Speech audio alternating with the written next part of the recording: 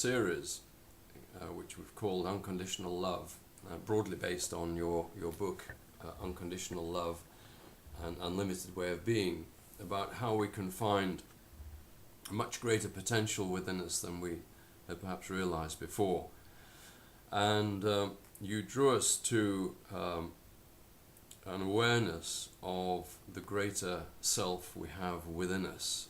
So whereas perhaps many of us have lived our lives in an outwardly focused way, perhaps driven by the standards of our society that we've grown up in, the way we've been educated, perhaps our ego, and so on, to a realization that there is actually within us a much greater self, what you called our spiritual self, divine self, higher self, and you explain that there's a flame of unconditional love within us too.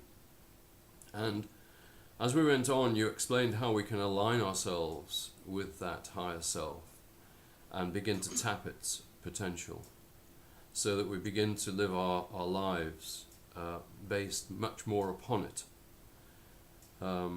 living from love and being able to create for ourselves a better life, and directly or indirectly a better world, as our lives have impacts on other people. And in doing that, you then took us to the point where you suggested that we can start talking about humanity, about the world at large. And in the chapter 7, which is the last paragraph of your book called We the People, you start it with the following paragraph. In vast fields of flowers, each bloom holds its face to the sun in a carpet of stunning beauty. Trees stand together, and instantly a forest appears. Drops of water merge, and oceans are born. Everything lives to share its individuality and uniqueness with the oneness of creation. We the people are the light and love of our world. Together, we are the foundation of all experience on this planet. United in love, we add to the wonder of the moment as each expresses their song of the heart. The anthem of the earth resounds as she joins her planetary brothers and sisters of the universe. United in love. United in love, we add to the wonder of the moment. So in what way are we going to be united in love? We first have to unite ourselves with our own love. And I can, again, speak from my own, experience when I was busy being a part of the humanity without any conscious awareness. I had my few vague, wispy hopes and dreams. I had some ideas of where I was going with my life, but I simply did not have any cognizant recognition of the interconnection of myself with everything around it and everything within it.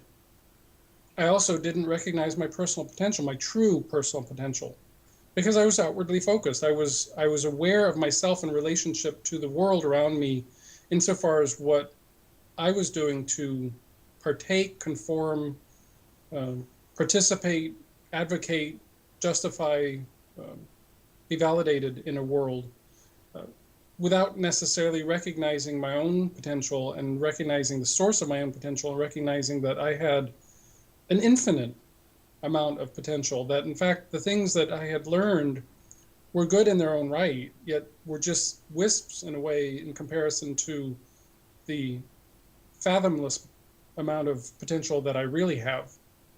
And I say it this way because one of the things that I enjoy sharing with people is this is not uniquely to me, and it's not uniquely to a particular culture or a particular educated set. This is something that is universal with everyone on the planet. So it does not matter whether a person is, say, educated and even able to hear, read, speak, whatever. The universal potential is within each of us. And over the last couple of decades, I've had the privilege and honor to connect with people from every aspect of life, from every cultural background. And I've seen this absolutely truth in action, the pure potential of individuals, no matter what their status, what their culture, what their education, what their even physical abilities. You know, those that have even quite limited handicap physical abilities show extraordinary potential. So this is very clearly about us connecting to our own individual personal potential. And when we do, just like a single cell becomes part of an organ and an organ becomes part of a body, well, so too on an atomic level, atoms come together to become molecules, and molecules come together to chain together to what will eventually be a cell. Well, bodies that we reside in come together on this planet to be part of a culture, part of a community, part of a family, part of a planetary humanity. And, you know, we take our planet. Our planet is not a singular planet devoid of any connection. Our planet is intrinsically connected with our particular galaxy, and our galaxy is intrinsically connected to galaxies upon galaxies. And it's only in our I almost would like to say our arrogant belief in separation, in our individuality, in our oneness of the human and our oneness of our personality, of our ego, that we can actually claim to be the only thing there is, and that we are somehow not connected to everything and have no impact. But it really is, in a way, the height of arrogance, because we simply have forgotten the truth that it is all interconnected, that we all have the same potential, and that anyone can fan their flame of love, anyone can fan their flame of potential and become something magnificent and grand like they already are. Because truth is beyond the layers of our personality, beyond the layers that we clothe ourselves in belief systems and traditions and rituals, is an extraordinary individual that's part of a collective whole. And it doesn't matter if we obtain heights of material success or heights of intellectual success or heights of creative success, you know, because those are outer trappings. We can simply be ourselves, and in being ourselves, being our truth, being our light, being our love, being genuine, being filled with integrity, being filled with our own personal sense of honesty for ourselves, about ourselves, being filled with compassion and love, we can have impact on another in a critical moment where a kind word can encourage somebody who might actually engender fantastic, miraculous success in ways that can benefit all. So to think that, you know, a cell is perhaps part of a particular organ in our body that somehow is unrelated to the wholeness of the body is absurd. And to think of, you know, a particular atom as being somehow stray from all the other atoms that are part of a molecule that make up the cell is really an untruth. The truth is we are all part of everything, and each of us have a form and a function. And when you bring all that form and function together, all that wisdom, all that inspiration together, then you see a beautiful tapestry of life. I enjoy sharing in my workshops and my seminars a very simple, seemingly almost disconnected activity while I'm giving and sharing some of my understandings about life, is that I give people in the audience a box of crayons oftentimes and a small piece of paper. And I ask them while they're listening to me to simply take those crayons with a great, very creative flair of however they feel like it and draw a flower of some type. Doesn't matter to me what type of flower. And over the course of a time period, you know, each person's busy working on their flower and listening to me talk. When we're done, I pick up all the flowers and I start to paste them on the wall in very random sequence. And then I fill in the in-between areas with kind of a grassy kind of area, because just as this paragraph said, you know, as an individual flower, we can be beautiful and magnificent, and yet together we are this incredible carpet, this incredible tapestry of beauty. We need to recognize the beauty within in order to be a more functional, more interrelated, interconnected, interdependent, conscious part of the beauty of life. Somewhat of a paradox in the sense because we already are these things. It's funny how we can so separate ourselves from ourselves as to believe that the limited view that we see, the limited tradition, ritual belief, the piece of factual information. For example, when the collective society made up of individuals literally thought the world was flat because all they saw was a horizon, they assumed that at the end of the horizon was falling off.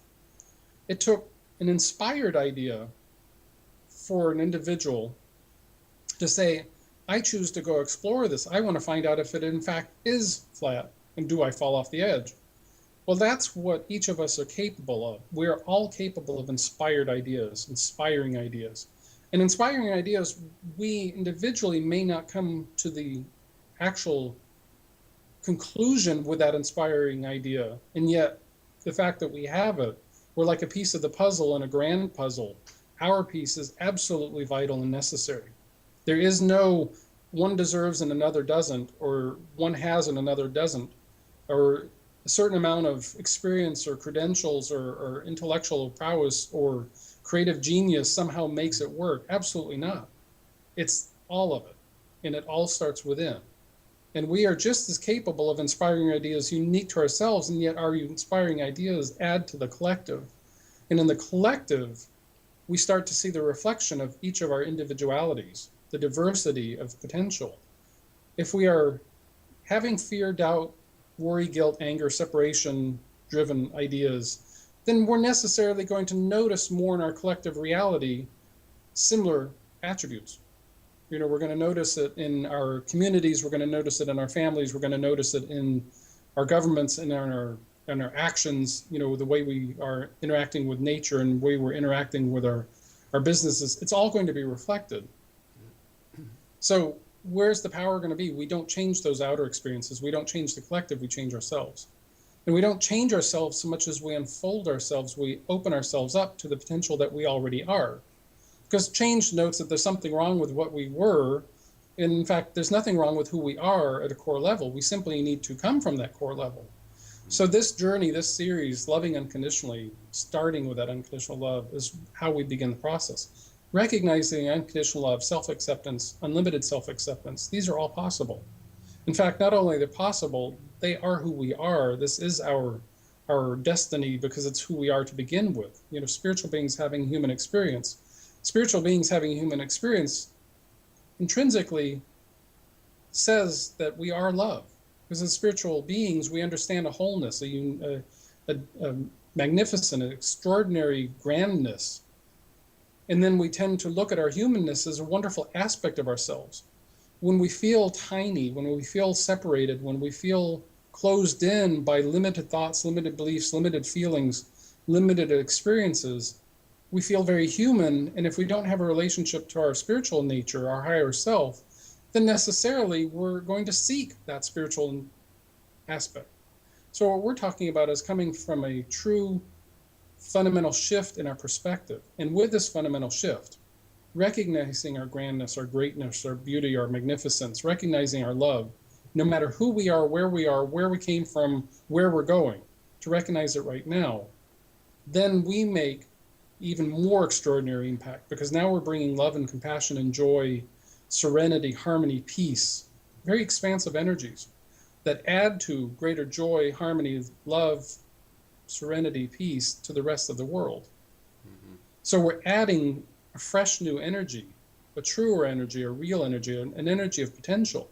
And now, what seems problematic, I recognize, well, what we have as a problem as individual, there's a solution, because we now understand solutions must exist by definition of a problem. Well, that also means that on a collective basis, there already exist solutions for the greater needs of humanity. We need to be open to it individually. And in that individual, any one of us, every one of us will bring forth a piece to that solution. And it's no longer about one person. It's about the collective. It's about the collaboration. It's about the interaction. It's about the interconnectedness. It's about sharing. No longer hoarding our wisdom, no longer hoarding our understandings, no longer hiding behind things because we're afraid of our own greatness. We're afraid of our own potential. We're afraid of our own power, because what else And how else do we shift our world into greater wisdom, greater understanding, greater power, greater love if we don't embody it first? Mm-hmm. So the beginning point is this fundamental shift from the external understanding to more of an internal. Now we've got the internal understanding. We're grounding ourselves through this series alone. We've talked about a whole variety of ways to connect and keep connected and stay connected and reconnect if we step off for a moment.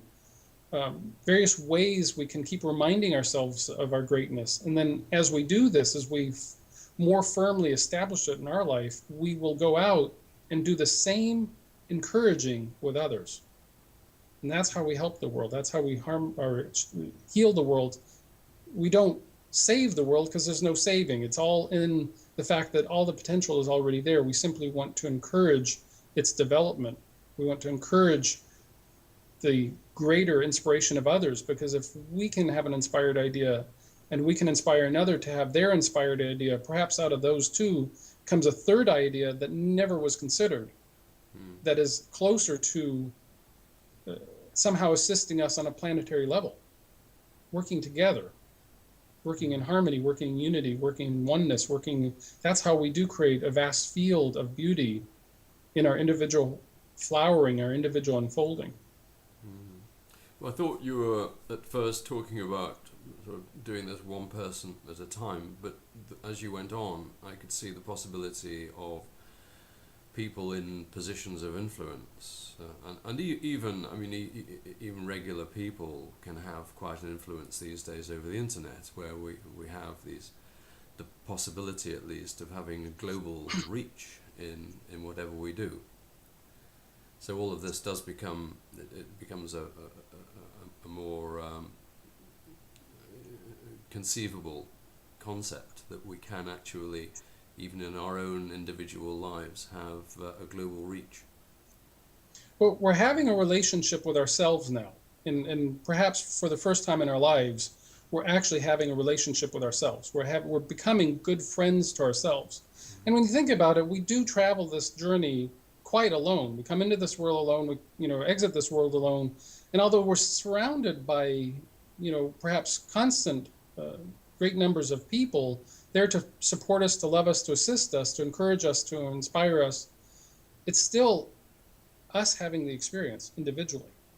No matter how much we can share, we are still finding our own strength, our own courage. And it became clear to me early on that it was very important with this new awareness, being more conscious of myself, that I needed to be my own best friend. Because no one else could ever fulfill that to the degree that I could. And if I wasn't a good friend with myself, I certainly was not going to be a good friend with those around me. So the relationship that I started to cultivate was being a good friend with me, being a good listener to me, paying attention to all these subtleties in my physical body, my emotional body, my mental body, being connected to my higher self. What a wonderful relationship, to expand into this part of me that knows me better than I know me, and yet it's still me. When I have this relationship with me, now I start to have a very different relationship with the people around me. I'm having relationships with everything anyway, whether I'm conscious of it or not. And relationships have been so narrowly defined, just as love was so narrowly and has been so narrowly defined, and we're giving it a broader definition. Relationships are not just about, spousal interactions or family interactions or friendships. We're having a relationship with our physical body. We're having a relationship with the energy, electromagnetic dynamics that are interacting with our physical body. We're having a relationship with our emotions. We're having a relationship with our mind. We're having a relationship with the environment around us, the nature around us. We're having a relationship with all the electromagnetic interactions with those around us. We're having a relationship with the earth at large. We're having a relationship with the communities and cultures that we're involved with. We're having a relationship every time we step out and interact with what we conceive of as a stranger. Which is also kind of an interesting awareness. I mean, when I grew up, I was taught, friends were friends and strangers were strangers. Mm-hmm. Well, in this awakening process, there was one day where it kind of occurred to me, like, well, what exactly is the difference between a stranger and a friend? A friend was a stranger first. Mm-hmm. Why wouldn't I just go straight to looking at everyone as friends? Just recognizing that every perceived stranger is actually, in fact, a friend in opportunity. Well, if I just approach that idea with everyone and everything I come into contact with, it again sets for a completely fundamentally different experience with life itself. When I no longer look at life working against me, I actually look working with life and being a part of life, then everything is a part of life. All the challenges, all the opportunities, all part of life. When I flow with it, then what happens is the resistances become fewer, the resentments become less, and the flow and the compassion and the generosity and the interconnectedness becomes more. Does it all happen overnight? No. Will it happen and do we come to some magical moment where we are experiencing eternal bliss? No. Because why would we? We're creative beings unfolding a journey. So it's in the exploration. And the exploration is far beyond even this dimensional reality, this linear reality that we're so accustomed to. It makes no surprise that we don't even recognize other dimensional possibilities when we can't conceive of going beyond our own linear egoic attachment to the way it is right now. Quite honestly, the way it was yesterday or the day before, because we're living in so many of the quagmires of yesterday's energy. It's only when we relax, let go, forgive, release, become more present, open up through meditation, open up through connection to our higher self, where we start to get new inspiration.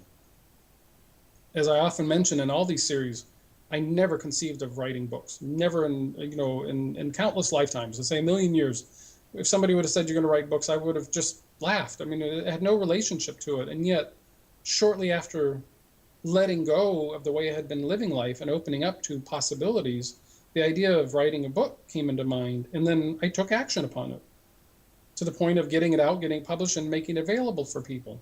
That eventually led to another one. That eventually had another one after that. That led to other ideas of doing things in other ways that I simply could have never engaged or accepted because I had too narrow a definition of what my potential was and what I was capable of. It wasn't until I let go that I actually opened up to ideas that were seemingly brand new to me. Granted, there were plenty of other people doing it, but they just weren't ideas that I could conceive of myself doing. From where we sit now, who of us can say what our potential will be tomorrow? Who of us can say what our potential with an experience tomorrow could be different a year from now? What if we looked at everyone else that way? What if we encouraged one another to embrace their grandness and to embrace their potential? We encouraged their ideas, encouraged the love, rather than shaming people or guilting people or wielding power over people. Well, that's how we begin to change the collective reflection. Right now, there's a situation on the planet where everything is out there, so we're having a very strange reflection in the sense that we have old ways of doing things, we have current ways of doing things, and we have very expanded ideas of what's possible. And they're all kind of coming in together somewhat simultaneously. And so we have old momentums, and we're seeing the reflection of old ways wanting to hold on to the way things have always been. We're seeing, ideas that have come into being that we're utilizing, as you mentioned, say, for example, like the internet, and we're beginning to connect one-to-one. And we're getting glimpses of pure potential, where ideas that, we could not have fathomed 5 years ago are coming into view and will very rapidly manifest as possibilities. So it is in a chaotic kind of moment, there's a tremendously beautiful plan unfolding because we're really kind of letting go of a limited way of living and opening up to an unlimited way of living. And as I metaphorically used in a previous conversation, where it's likened to a simple idea of, getting the idea of moving out of an existing house and moving into a new one. The time period between leaving the old house, packing it up, and going to the new one is a transition. It's a bridge. It's a time period where there's a whole lot of chaos because everything that we've been accustomed to is being boxed up, released, changed, shifted, and being prepared for a new reality in a new home. Home more or less being the same type of idea, a place of structure for us to abide in. Well, we're doing that with our consciousness. We're moving from a period of having been very unconscious and simply outwardly focused to going within, finding this vast potential, and now going out again and wielding love, wisdom, and power in perfect harmony, in perfect balance. So we're in this transition period of the old house moving to the new, the old consciousness moving to the new. And the new consciousness is far more expanded than we can even fathom at the moment, because it is so beyond what we've been accustomed to. When we've lived very one-dimensionally, very limited in our awareness, to find out that there's a broader spectrum than the 7 colors of a rainbow, and realize it's not just infrared and ultraviolet, but in fact there are even colors beyond that, but we simply can't see them. We can't resonate to them because we're not connected to them. You know, there used to be a time where we would look at a table implement like a fork, and we would say, well, that's interesting, it's a fork, this is what I use it for. Then we put it under a microscope and we saw all these organisms on top of it. And then we put it under a more powerful microscope and we saw the atomic structure within it. But it's still a fork. It still serves a purpose. And yet there's far more going on than we can possibly grasp with our limited mind and our narrow feeling. If we feel limited, we're going to not open up to the possibilities. We feel unlimited, we're going to open up to the possibilities. And we're going to open up physically, emotionally, mentally, and spiritually. Which comes first? You know, are we connecting back to spirit, therefore spirit's giving us the ideas, or is spirit giving us the ideas and we're connecting back into our world? Mm-hmm. It's all happening simultaneously. So the best we can do for ourselves is unfold the light within and radiate it externally. And over time, as we come more consciously and bring our love more consciously into the world, our relationships will change. You know, our family relationships will change. Our connection to our parents, you know, blessed beings bring us into this world to begin with. You know, people that we look to as the inspiration for unconditional love, and necessarily they gave it to us in their own way. And sometimes that unconditional love seems very much wrapped in limitation. You know, as we move into our own self, as we mature into our own childlike nature, return to that spontaneous wisdom, that's the curiosity of life, and we recognize how wonderful our parents set the pace for us, and that we can, from that pace, still find greater potential. Then we look at them and realize they went through the same cycle with their parents, and generationally on down the line. You know, we're just at a profound moment where generationally we're taking a quantum leap. You know, we're not just moving one generation to the next, we're taking a significant quantum leap.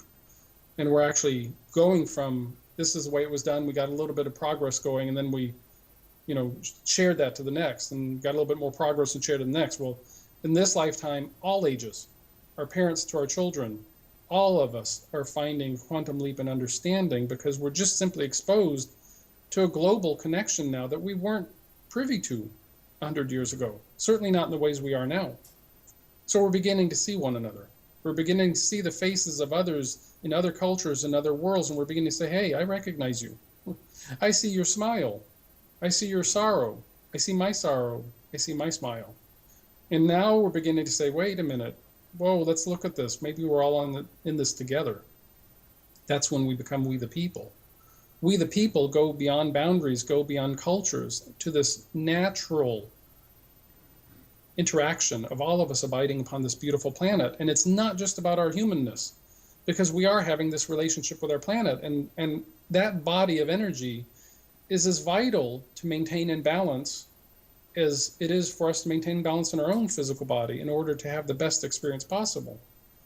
So we become aware of all of the interconnections and all of the interrelationships, and we begin to find ourselves more consciously sharing from wisdom, more consciously sharing our love, and no longer wielding power one over another, but actually bringing the strength, our personal power, into situations, bringing our ideas, being willing to act upon them, being willing to work for a greater good, so that a greater good can actually come about. Because that's really what we're here to do. That's how spirit works. That's how our nature is. We created this a long time ago as a beautiful classroom. If we could so separate ourselves from love and then reconnect to love, we would have grand understandings beyond belief, because we would return to love when we had felt the absence of love, and we're returning to love. We're seeing it all over the planet right now, and it's beautiful. It's an incredible unfolding. Flowers are beginning to bloom everywhere. Mm-hmm. Despite the imagery and the chaos that appears to be to the contrary, this is still a very forward movement, an outward movement, an expansive movement. into greater self-awareness and self-acceptance, and that self being the little s moving into the big S, that big self, the one self, the universal connectedness. That's what we're moving into. And that's where we're actually part of this unfolding. Even though we may think we have no power of our own, we are in fact wielding great power, whether we're conscious of it or not. So let's be conscious of it, and let's make profound impact very consciously through love, through compassion, through gratitude, through joy, through honesty, through integrity, through dignity, giving it to ourselves and giving it to those around us. Well, that potential in humanity has always existed, hasn't it? But it's never been realized before. And I guess that if there's a reason why it seems to be going through a quantum leap at the moment, it's because of the communication technologies that we have today. Because that's the way in which we can make contact, isn't it, with people.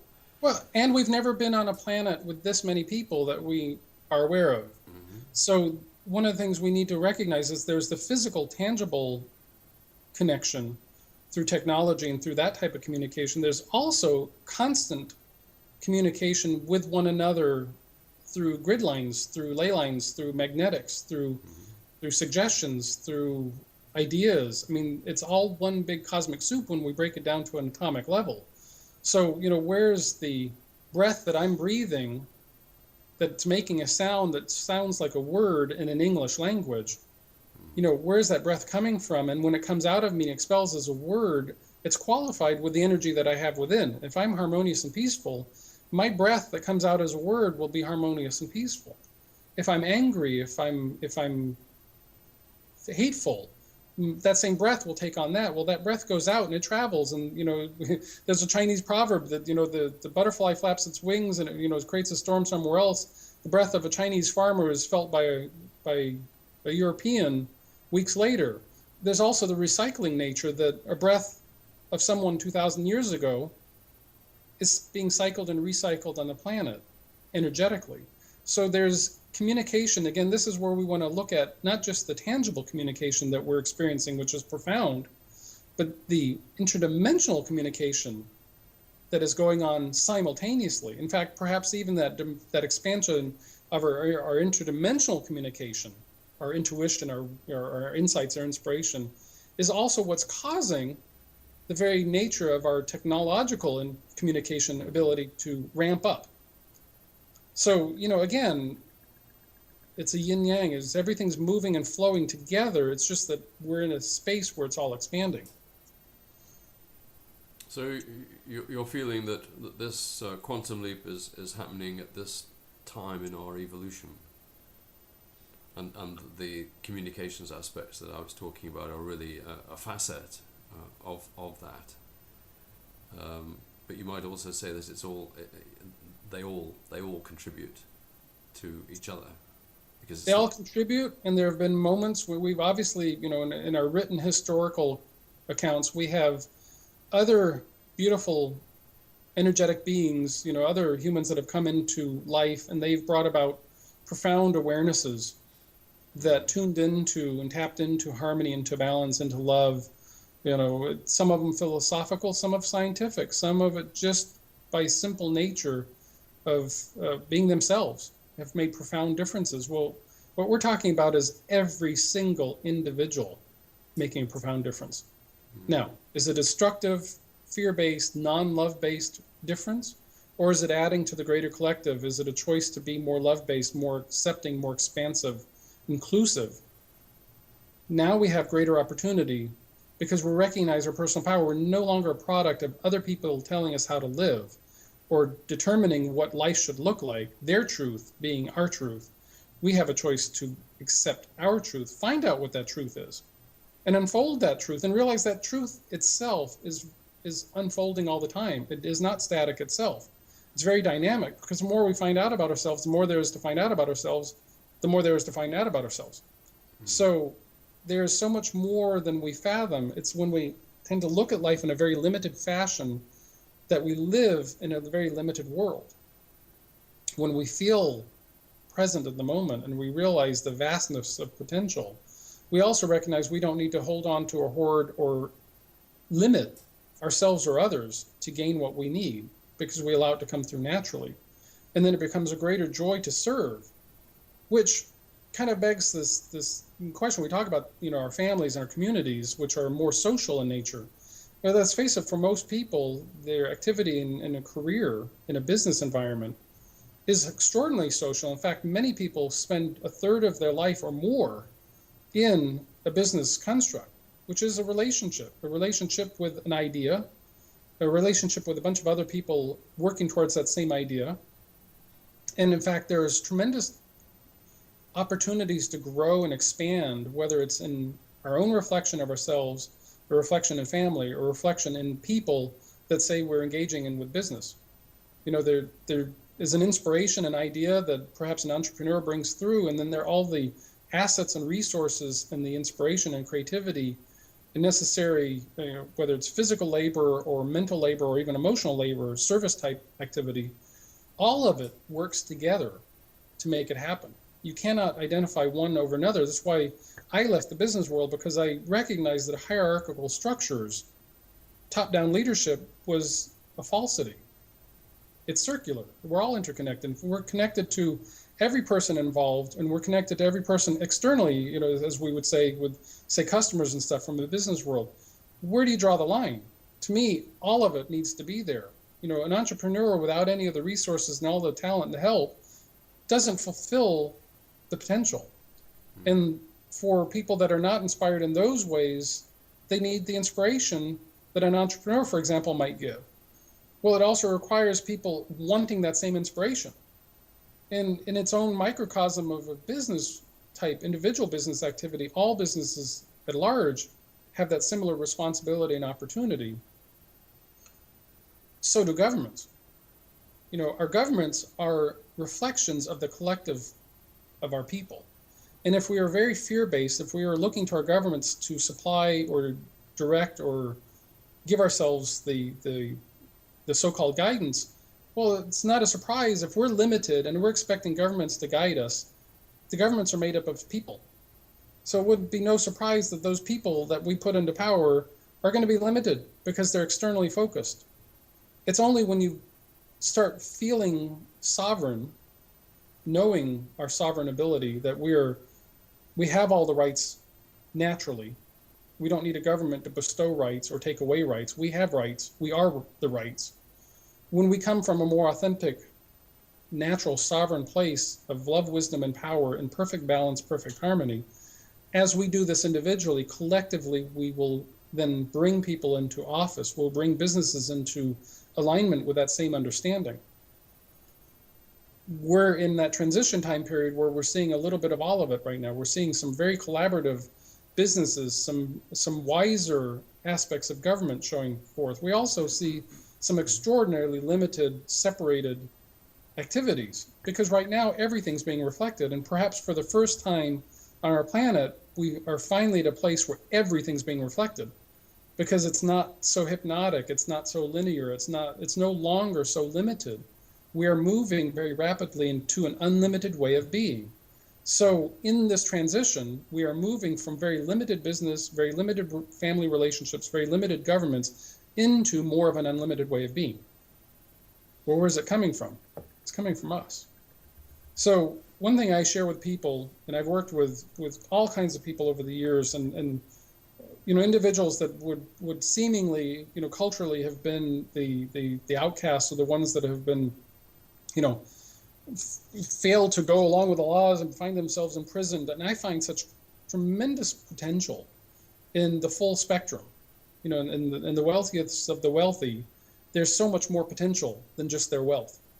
And I find in the ones that society would cast as outcasts or lock away, there's still so much potential.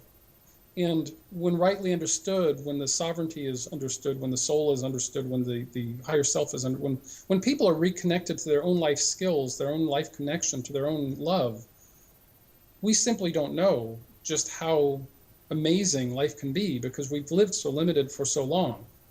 And yet I know that I share with everyone around me the potential exists in each person. And only to the degree that we hold back and we deny that potential do we hold back for the greater. So if we can embrace, even if we don't know what that looks like, I didn't, I still don't. The potential I embraced 20 years ago or so is so different in a way than the potential I embrace today, and yet I recognize tomorrow is a whole new potential. A moment from now is a whole new potential. That's when we start to create a new world. That's when we start to recognize that we can all work together and make this a beautiful world.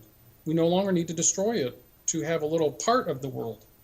We no longer need to put up walls and boundaries or cultural differences. We can embrace diversity.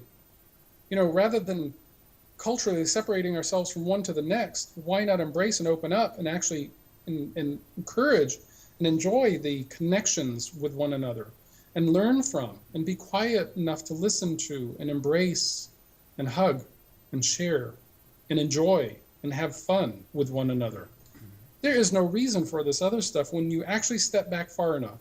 As we say, step back off the planet, look at the planet. No walls, no boundaries, no cultural differences, harmony. Well, bring that harmony back in and live that harmony right where we are.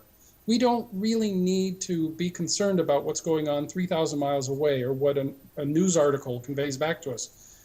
If we're in connection with ourselves, we're automatically helping. We're expanding the energy. And we can expand the energy right in our own community, right in our own neighborhood, right in our own family, right within the connections of everyone else. And in fact, when we do that, when we expand the light in our area, right where we are physically, it will reach other places that are in, or say, greater darkness or greater difficulty, because others will be inspired to bring their light into those situations. And those that are in those situations will perk up and tap into this universal sea of goodness. And they'll say, oh, I have a little more courage to do this today, a little more inspiration to do that. It's only when we're constantly bombarded with fear and doubt and suggestions of every kind of possible imaginative limitation that we live in limitation. So let's be the ones that live without limitation. Let's be the ones that live unlimited. Let's be the ones that shine our light, that bring our wholeness, our oneness, our compassion into the world right where we are. It will make a difference. It does make a difference. It works either way, limitation or unlimited. And yet unlimited expands and grows and is eternal. Limitation destroys and brings end. Which one do we want to put our energy into? Energy is universal. We get to qualify it. So you don't feel that the more contact we have with people, as we are doing these days, would inevitably lead to more of a sense of unity consciousness, of the oneness of humanity, with the more positive aspects of that, compassion, love, understanding, and so on. You feel that at the same time it's vital for individuals to be making that kind of conscious move in their own lives, bringing love within themselves and within their own communities. A healthy cell performing its duties to the very best of its abilities makes up the organ makes up the body allows us to carry our consciousness. A healthy self, an authentic self, a sovereign self, will necessarily improve the quality of the totality. When we recognize we're not separate, then we recognize we're part of a totality. And that when we do and bring balance, in our own life, then we are a part of what becomes the balance for the totality. So, it all works interconnected, because the body collectively will also help that individual cell remain healthy. Especially if we're spiritually, mentally, emotionally taking good care of our physical body, if you want to use that very particular symbol. Well, the collective goodness will come forth and then come back and help the individual. And what we're seeing right now, because of things like technology and communication, is we're beginning to recognize that where we thought, people across the border, people in the other culture, were in fact somehow so strangely different from us, and we were told that they were so strangely different from us, that their belief systems didn't match ours. We're now beginning to interconnect with these people and say, wait a minute, I'm having a conversation with this person behind that iron curtain. I'm having a conversation with that culture that's supposed to be so vastly different. And yet, wow, what a beautiful friend. What a beautiful heart. Look at us, two different countries, sharing in these conversations. Similar countries in many ways, vastly different, and certainly ocean apart, and yet here we are interconnecting. And as we're doing this, there will come a point where people on every corner of this planet will have the opportunity to watch this particular conversation. So they will be coming from every culture, from every nation, from every set of beliefs and traditions. And they will be inspired and add their inspiration in their own way. So we are not even linear in the sense anymore that we are connecting so presently in the moment that this present moment will connect with another present moment, and it will cease to be a linear, this comes first and that comes next. In fact, we're seeing, the ability to manifest things so much more rapidly. What used to take, to build a house could take a whole bunch of people, weeks or months to build even a basic structure because of the way we had to gather the resources and put them together and what limitations we had. We can now build and construct things, literally overnight, if not faster. What used to be, bake a loaf of bread, we had to get the wheat to grow and bring it into a form that we could use, and then you had to bake it, and then you had the opportunity to have bread. Well, the way it's going now, if we want a loaf of bread, chances are really good we're within a few moments of it. Mm-hmm. It's moving so rapidly that the thing what we need to consciously remind ourselves of is our relationship to life, the universe, and everything. Because when we don't, we get buffeted by the winds of suggestions. We get lost in the extreme beliefs of those that are more limited in their awareness. If we don't recognize our unlimited potential, it's easy to resonate with people that live more limited in their own right. When we do live in a more unlimited space for ourselves and in a connected space for ourselves, it's also easier to encourage those that wish to expand more to their unlimited selves, for them to tap into the reflection and encourage themselves to expand. So it's a constant interactive, interconnected, interdependent energy. And in this particular case, we're expanding that energy. We're literally finding that in this universal cosmic soup, we're actually creating something truly beautiful, even though as we're trying on this new consciousness that we're bringing it into our world, we're having to let go of the old ways, and there's some difficulties. It isn't as easy as we may have thought it was, and yet it's still more extraordinarily easy than staying limited.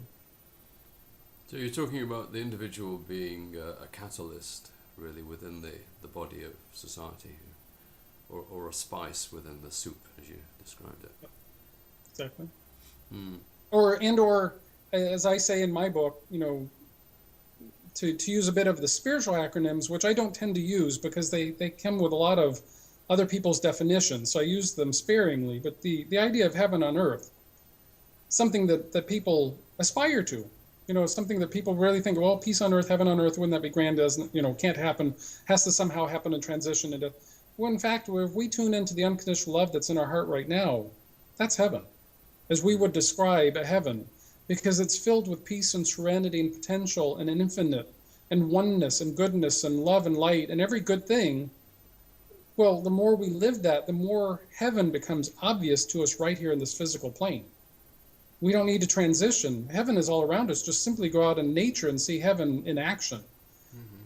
When we bring love into our relationships, into our friendships, into our human interactions, which, by the way, our human interactions can be the incredible delights of our life. They can also be the depths of sorrow. Because we are all coming from such diverse ways of looking at life at the moment, that includes great limitation and great unlimited potential. We learn from one another. We learn from our relationships. We learn from our interactions in our business world. We learn from our interactions with our governments. We learn from our interactions with one another, our cultures, our communities, the organizations we belong to, the activities we engage. We should not be surprised that there's a lot of challenges in these moments right now because of the sheer diversity and the full spectrum, striving to embrace something new. And yet when we can be the ones that sit in this greater understanding, we can bring a little piece of heaven to our earth right now. And we can recognize that, okay, if we're spiritual beings, we're really angels, and angels in training in the sense that we're angels at heart, angels really denoting that part of us, our higher self, that connection of us that is recognized as fulfilling the goodness and being there to help and being guardians and being helpers and being not saviors, but being helpers, being, guiding, because we don't want to take away from other people's experiences either. The whole beauty of being a creative being is everyone should have the opportunity to explore their own creativity. When they come from their heart, the creativity works together. When they come from their head or their old limited views, it doesn't work so well. And that's where we have the cultural clashes and the accidents and the mistakes and the wars and the trials and the tribulations. It's my contention, the more we come from our heart, the more all the cells work in harmony, the more all the atoms work to make up the molecule in its perfection. The more, the stars dance around the planets, dance around the suns, dance around the galaxies. There's a harmony in all of it. And the more we tune into that harmony within, the more we will naturally be harmony with each other. So if we kind of take this little metaphor of being an angel and we unfold our wings, then we can expand who we are from a grander detached perspective. We can be more of who we are because we come from that source. We are that source. We have played the game of being human and being separate, and now we're returning back to our recognition of our fullness. So really, the metaphors, the symbols, they all disappear when we just have the experience. The knowing is what's important, and love is the part that we are now knowing. We're knowing the experience of love. We're consciously generating, creating, expanding the love. And that supersedes any definition or concept we can possibly have, or any metaphor, any symbol we place upon, or any definition. Because we're really moving into an unlimited where we're not wanting to label, define, blame, shift our focus, attention. We simply choose to be who we are. That's we the people. Wow. That'd be a great way, I think, to bring the series to fulfillment. Anyway, talking about us being angels, living, loving unconditionally and creating heaven on earth. Well, thanks very much, Harold. It's been a great series. I've enjoyed every moment. Yeah, great, terrific. Yeah, thank you very much. Pleasure.